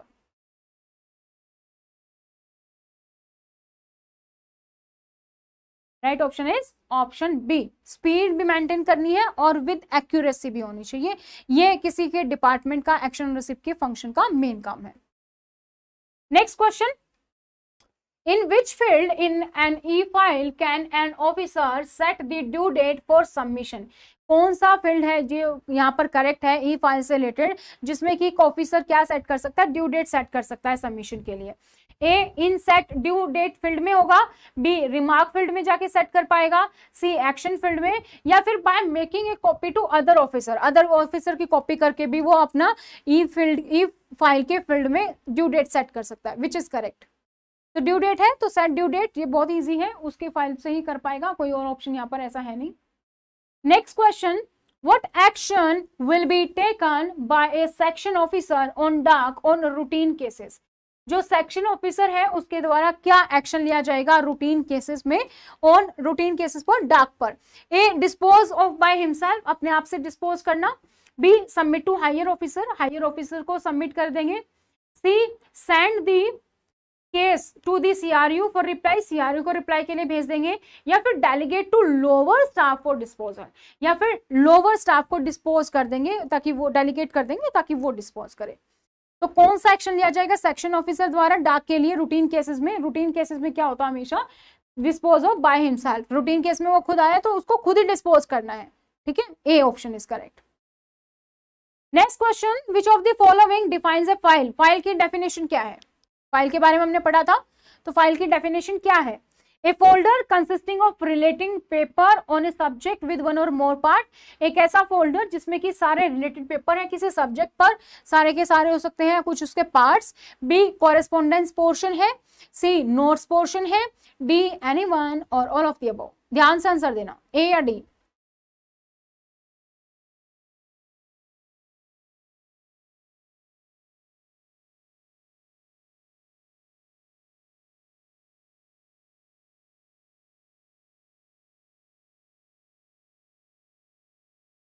हमने पढ़ा था फोल्डर में क्या क्या होंगे, नोट्स भी होंगे, कॉरेस्पॉन्डेंस भी होंगे, ये फाइल के तो पार्ट थे हमारे दोनों, तो ये तीनों ही हो सकते हैं, एनी एक भी हो सकता है और ऑल ऑफ द अबव भी हो सकता है, तो ऑप्शन डी इज करेक्ट है। Next question, what are the different kinds of file number system, जो अलग अलग फाइल नंबर सिस्टम्स हैं वो कौन कौन से, कितने टाइप्स के हैं यहाँ पर। A functional file number system हो सकता है, B conventional file number system, C both है, बी या फिर D none of the above. Functional conventional दोनों या कोई नहीं। Different kinds of file number system,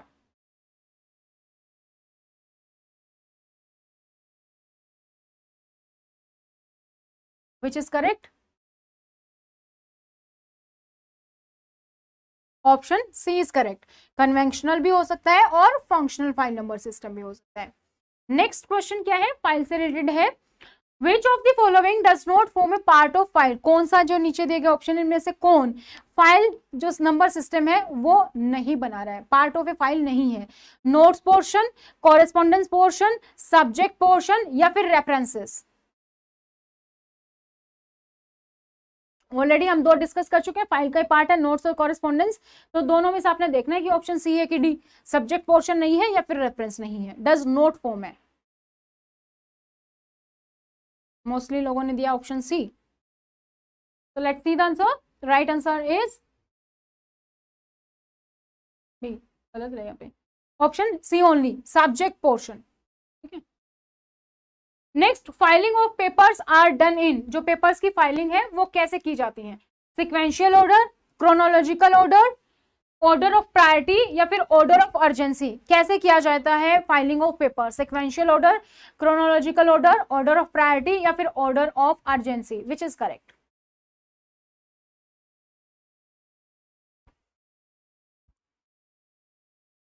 chronological order में अभी हमने पढ़ा था, ठीक है, फाइल से रिलेटेड, तो ऑप्शन बी इज करेक्ट है। What does the term PUC used for flagging a paper in a file stands for? PUC की फुल फॉर्म आपको बतानी है, paper under correspondence, placed under current file, paper under consideration या फिर placed under committee, which is the right option, PUC।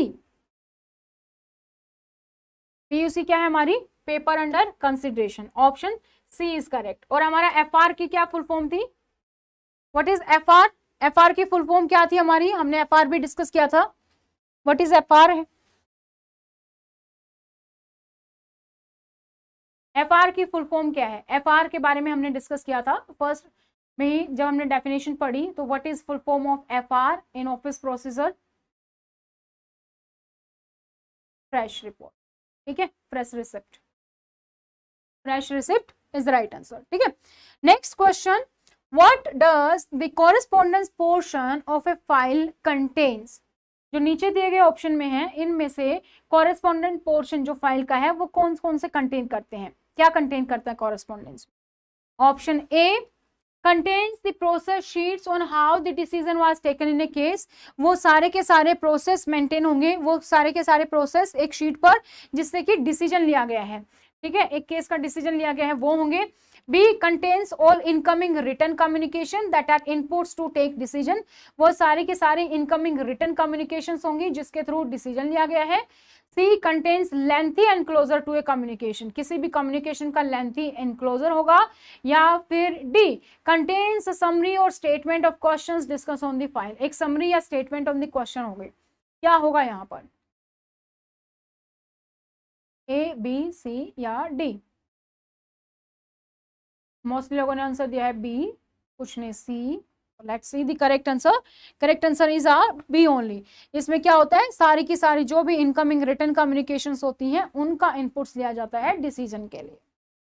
Now next question, what does the note portion of a file contain, correspondence file देख लिया, अब आपको बताना है जो notes portion था उसमें क्या होता है, नोट्स पोर्शन क्या कंटेन करता है एक फाइल का। Contains the process sheet on how the decision was taken in A case, वो सारे प्रोसेस शीट मेंशन होंगे कि कैसे डिसीजन लिया गया है किसी केस में। बी है contains all incoming return communication that are input to take decision, सारे के सारे जो भी इनकमिंग रिटर्न कम्युनिकेशन है वो होंगे जो कि जरूर है inputs to take decision. Option B contains lengthy enclosure, इसमें लेंथी एनक्लोजर्स होंगे या फिर एक समरी होगी स्टेटमेंट की on questions discuss on the file, वो होगी, which is correct.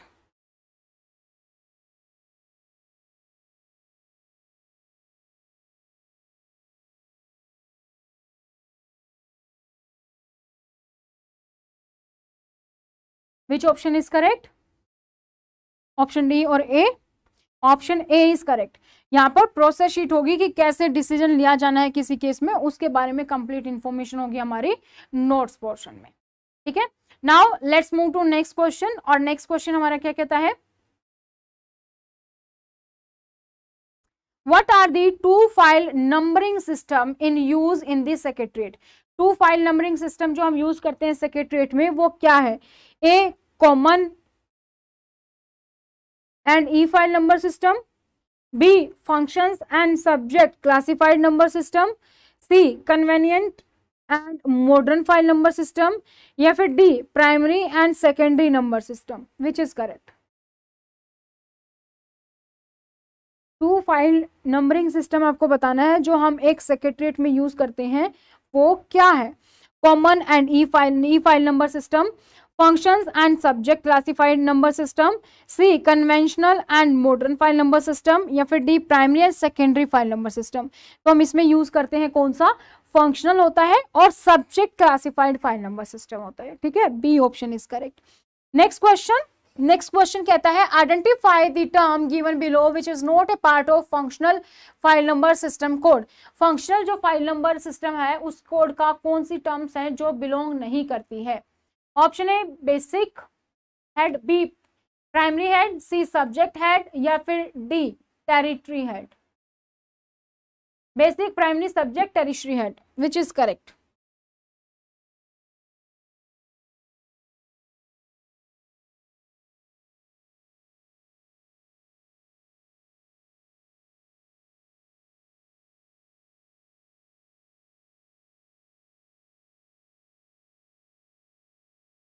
A C D, okay, ये हमने अपने थ्योरेटिकल पार्ट में कवर नहीं किया है, तो let's see the answer, answer is हमारा सब्जेक्ट हेड। सब्जेक्ट हेड जो है वो फाइलिंग जो फंक्शनल फाइल नंबर सिस्टम है उसका हिस्सा नहीं है, बेसिक होता है, फिर प्राइमरी, फिर टेरिटरी, इस तरीके से। Next question, who developed the functional file number for functions common to all ministers and departments, जितने भी हमारे मिनिस्टर्स एंड डिपार्टमेंट है वो क्या करते हैं, एक functional file number system use करते हैं जो कॉमन फंक्शंस के लिए होता है। तो किसने डेवलप किया, finance ministry, ministry of home affairs, department of administrative reforms and grievances, या फिर D department of personnel and training, which is right answer.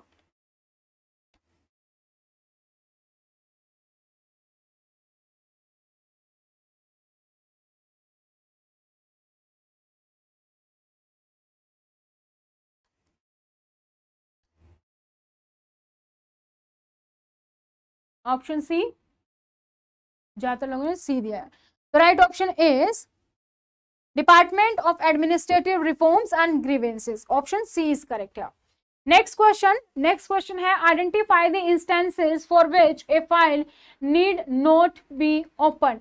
वो इंस्टेंसेस आपको आइडेंटिफाई करने हैं जहां पर फाइल को ओपन करने की जरूरत नहीं पड़ेगी। A receipt of a purely routine nature, अगर प्योरली रूटीन नेचर की रिसिप्ट है तो उसके लिए। B where it is unlikely to generate further correspondence, जहां पर अनलाइकली फर्दर कॉरेस्पॉन्डेंट जनरेट करनी है वहां पर। C receipt which can be dispose of straight over, ऐसी कोई रिसिप्ट है जिसको कि स्ट्रेट अवे डिस्पोज किया जा सकता है by noting the reply on the course receipt. या फिर D all of the above, which is correct, A B C D. Right option is option D. Next is what is a file register. एक file register क्या होता है? A register of file in the ministry, ministry में एक register of file को हम file register बोलते हैं। या option B record of file open during a financial year, एक फाइनेंशियल ईयर में जो भी आप रिकॉर्ड ओपन करते हो फाइल का उसको बोलते हैं। C a record of movement of file, जो भी मूवमेंट हो रही है फाइल उसके रिकॉर्ड को रखने को फाइल रजिस्टर बोलते हैं। या फिर D A record of missing file, missing file को रिकॉर्ड करने को आप फाइल रजिस्टर बोलते हैं। किसको बोलते हैं? File register. बी और D, option B is correct. एक फाइनेंशियल ईयर में जो भी आप फाइल ओपन है उसका आप जो रिकॉर्ड रखते हो that is file register, option B is correct here. Next question, how should the notes portion and correspondent portion of a file be numbered. जो नोट्स पोर्शन है या कॉरेस्पॉन्डेंट पोर्शन है उसको कैसे नंबर किया जाना चाहिए? Option A only correspondent portion is to be numbered, सिर्फ कॉरेस्पॉन्डेंट पोर्शन को आप नंबर करोगे। B only notes portion is to be numbered, सिर्फ नोट्स पोर्शन को नंबर किया जाएगा। C notes portion and the correspondent portion are to be number sequentially, एक sequence में नंबर करके आप उसको नोट्स पोर्शन को और कॉरेस्पॉन्डेंट पोर्शन को सिक्वेंसली नंबर करोगे। या option D the notes portion and correspondent portion are to be numbered separately, दोनों को अलग अलग सेपरेट नंबर कर दिया, विच इज करेक्ट। कैसे फाइल नंबर आप लगाओगे नोट्स के लिए और कॉरेस्पॉन्डेंट के लिए? एक नंबर लगा दोगे सिर्फ नोट्स पर लगा दोगे, दोनों पर सेम नंबर लगा दोगे सिक्वेंसली, अलग अलग लगा देंगे? It will take I guess 15 minutes मोर, आई एम नॉट श्योर कितने क्वेश्चन पेंडिंग अभी। तो right option is option D, आप सेपरेटली कर दो। Now next question, what action can be taken if receipts contain bulky enclosure. अगर bulky enclosure है तो क्या एक्शन लिया जाएगा? Option A to be filed as appendix, उसको आप अपेंडिक्स के थ्रू फाइल कर दोगे, जो भी कॉरेस्पॉन्डेंट पोर्शन है उसको आप अपेंडिक्स कर दोगे with due indication in the original letter में। या बी सेपरेट फाइल में be open for the letter, हर लेटर के लिए आप सेपरेट फाइल ओपन करोगे। या C to be filed along with the letter, letters के साथ ही फाइल कर दोगे। या फिर D to be kept as a reference separately, या उसको आप रेफरेंस करके सेपरेट रख दोगे on the notes portion, which is correct? Option A, B, C या डी? राइट ऑप्शन इज हमारा ऑप्शन ए, हम उसको अपेंडिक्स दिखा देंगे। ठीक है। What is the page limit indicated in file management system for a bulky file? जब हम एक बल्कि फाइल की बात करते हैं तो जो पेज लिमिट है वो कितनी है, कितने पेज हो जाने के बाद आप दूसरी फाइल बना लोगे, उसका पार्ट या वॉल्यूम या सीरियल 2 इस तरीके से कैसे कब बनाओगे? जब 100 to 150 पेजेस होंगे, 150 to 200 पेजेस, 200 to 250 पेजेस या फिर 250 पेजेस पर, which is correct? Right option is 150 to 200 page, तो B option is correct here. Next is paper flagged as PUC and FR. PUC और एफआर की जो हमने बात की उसकी डेफिनेशन आपको बतानी है, तो 4 ऑप्शन है उसमें से बताइए ए, बी, सी या D. Paper under communication and press references, paper under classification and further receipt, paper under consideration and fresh receipt, या फिर paper under correspondent and fresh reference. Which option is correct?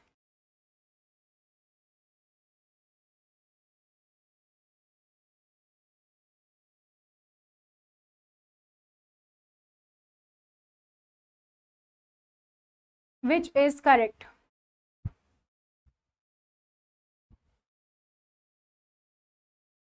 Right option is paper under consideration and press receipt. Option C is correct here.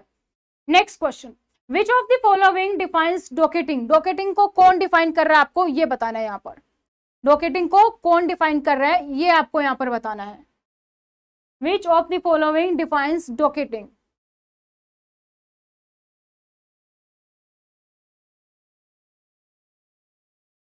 Who is defined docketing?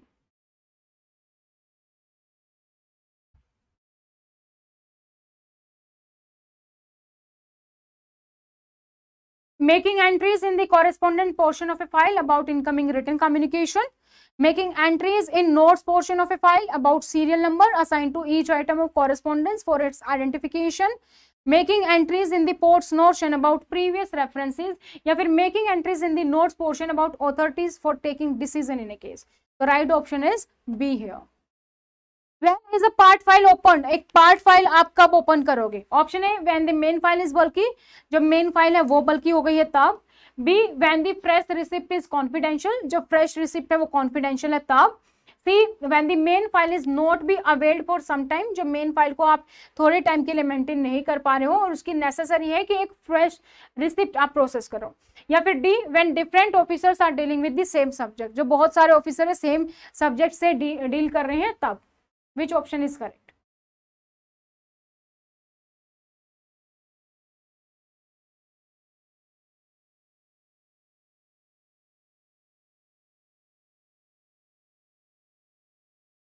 Which is correct?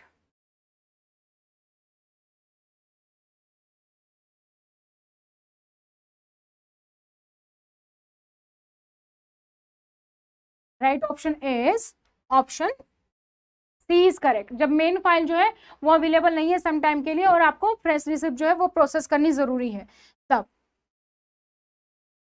What is the difference between e-file and manual filing with regard to opening a part file? E-filing में और जो आप part file जो physically आप करते हो तो उसमें दोनों में क्या difference है? What is the difference? Option A, in e-file, part file is not created, whereas in a physical file, a part file is open to process a fresh receipt. E-file में आपको part file open करने की जरूरत नहीं होती है, जबकि physical में आप part file को create करोगे. Option B, तीन ही ऑप्शन है यहाँ पर. ओके इन्हीं में से बता दीजिए. Unlike the merger of physical file in e files, part file is attached as a separate entity. Physical के बजाय जो मर्ज होती है जो ई फाइल्स में वहां पर एक सेपरेट फाइल बनती है. Respective part are close subsequently, और जो भी रिस्पेक्टिव उसको क्लोज हम सब्सिक्वेंटली करते हैं. या फिर E file and physical files have the same action with regard to part file, या फिर दोनों के लिए हम सेम ही एक्शन लेते हैं, चाहे हम पार्ट फाइल की बात कर रहे हैं चाहे ई फाइल की. नेक्स्ट जो ऑप्शन है यहाँ पर correct, that is B. Next question, which of the following are found in a part file. Part file में क्या होता है? Option A, receipt and note relating thereto. Receipt और नोट्स होते हैं. Option B, e file number and dealing officer's name. E file number होगा, dealing officer का क्या नाम है वो होगा.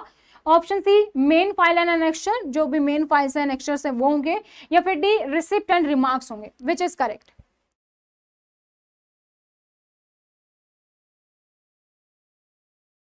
क्या क्या होगा वो आपको बताना है.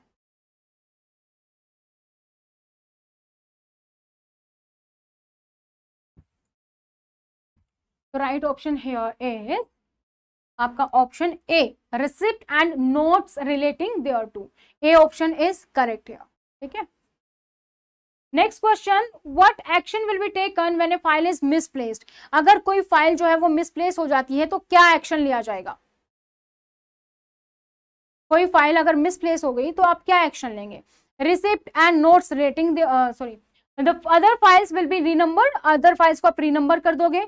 जो फाइल है उसको आप दोबारा से बनाओगे, एक नई फाइल ऐड कर दोगे, या कोई एक्शन ही नहीं लोगे अगर कोई फाइल मिस हो गई तो क्या किया जाएगा? जैसे कोई फाइल मिस हो जाएगी तो ऑब्वियसली बनानी तो पड़ेगी, तो दोबारा बनाओगे. The file will be reconstructed. Option B. अगर आप लोगों ने अभी तक हमें सोशल मीडिया पर फॉलो नहीं किया तो आप सोशल मीडिया पर फॉलो कर सकते हैं. इंस्टाग्राम, टेलीग्राम, व्हाट्सएप, फेसबुक, वहां पर आपको सारी डिटेल्स मिल जाती है. आप अपनी डिटेल्स हमारे साथ व्हाट्सएप पर शेयर कर सकते हैं. अपना नाम, जैसे आपका नाम ज्योति है तो ज्योति सिटी लिखेंगे, उसके बाद आप एग्जाम का नाम लिखेंगे, तो आपके पास आप जो ये इन्फॉर्मेशन है हमारे हेल्पलाइन नंबर पर शेयर करेंगे तो आपका जो एग्जाम है उससे रिलेवेंट इन्फॉर्मेशन आपको मिलती रहेगी. अगर आप कोर्स परचेज करना चाहते हैं तो आप हमारी ऐप डाउनलोड कर सकते हैं स्टडी पोर्टल एकेडमी। इस पर हमारा ऑफर भी चल रहा है अभी 2 और 3 फेब को। अगर आप इसको बसंत पंचमी से पहले अगर आप परचेज करते हैं तो इस पे ऑफर है जो मैं आपको यहाँ पर बताने वाली हूँ। तो सबसे पहले तो आपको ऐप डाउनलोड करनी होगी, एंड्रॉयड और आईफोन दोनों के लिए है, यानी कि आप गूगल प्ले स्टोर और ऐप स्टोर दोनों से इसको डाउनलोड कर सकते हैं। ये कोर्स आप यहाँ पर देख सकते हैं AIMCRE का रिकॉर्डेड बैच है। ये कोर्स आपको मिल रहा है मात्र 2999 में 2 दिनों के लिए। तो फटाफट से जाइए और इस कोर्स को आप परचेज कर सकते हैं, जहां पर आपके सारे टॉपिक्स बहुत ही डिटेल में है, क्योंकि यूट्यूब पर सारे टॉपिक्स को डिटेल में करना मुश्किल है। यहाँ पर सारे टॉपिक्स हैं, बायलिंगुअल हैं और इसके साथ साथ आपको टेस्ट सीरीज मिल जाती है। अगर आपको लगता है कि मेरी तैयारी तो बहुत अच्छे से हो चुकी है, बस मुझे टेस्ट सीरीज ज्वाइन करनी है, तो आप टेस्ट सीरीज ज्वाइन कर सकते हैं। ये बसंत पंचमी के ऑफर में आपको मिल रही है 1499 में, जिसमें अगेन बायलिंगुअल है और टॉपिक वाइज टेस्ट बहुत ही अच्छे से आपकी तैयारी यहाँ पर हो जाती है, जिसमें आपका पूरा का पूरा जो है डोमेन स्पेसिफिक पार्ट दिया गया है। तो ये जो डोमेन स्पेसिफिक है, जनरल एडमिनिस्ट्रेशन और बेसिक कंप्यूटर कंप्लीट यहाँ पर आपका कवर हो जाता है।